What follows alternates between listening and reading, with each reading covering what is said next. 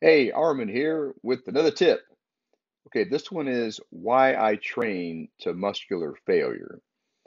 So, when it comes to getting good results from your resistance weight training program, one of the key things to get the most results is being able to fatigue all the muscle fibers involved. You have four types of muscle fibers. You've got slow twitch, two medium twitch, and then the fast twitch.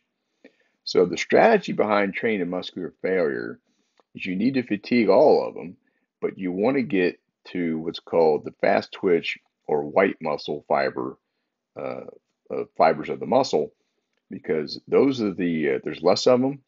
So you may only get one or two reps with going to muscular failure at the very end to affect those. But the benefit is they're very thick bundles of muscle fibers. So the more you can engage those by training to muscular failure, the thicker and the denser the muscle is going to be. It also helps your strength. So a good comparison would be a sprinter who has powerful looking muscles versus a long distance athlete who doesn't. So that's what we're talking about is affecting those muscle fibers to get the best results for your muscle development. So if that's important to you, then I would really suggest that you consider training muscular failure. And again, when you do that, you have to do it safely. So you may want to have a spotter depending on what you're trying to do, or use equipment where if you go to failure, you have a way to stop and be protected. So machines are good for this as well. They're very good to use with it. But other than that, obviously use common sense. And if you cannot get the complete rep, obviously you need to have a spotter for that. Or if it's a machine, then you can just go ahead and break. But when you do this kind of training, you will notice pretty good results pretty rapidly. And if you do it with great form, it won't put a bunch of extra stress on your joints. So now just understand you're going to do this with the right amount of weight. And so you don't have to use super heavy weight.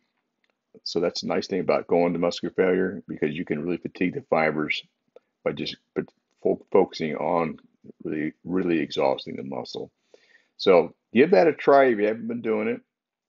Now, when you do train muscular failure, you also don't need to do a lot of volume. So that's another thing. You don't need to be doing, 3 and 4 sets going to muscular failure with each exercise because it's probably not necessary. So typically, two to more than 3 sets, depending on how advanced you are, would be my suggestion when you're training in muscular failure. But it is very effective, and it takes a little bit of time to kind of figure out what muscular failure is as you're doing, as you're pushing yourself. But once you connect with that, I think you'll be real happy with the results. All right. Hopefully that was a good tip for you. Hopefully you got some good takeaways from it. If you did like it, share it with other people you care about, and also subscribe to the channel. Feel free to ask questions on these different short takes I'm doing. Other than that, let's have a great day, and we'll talk again real soon.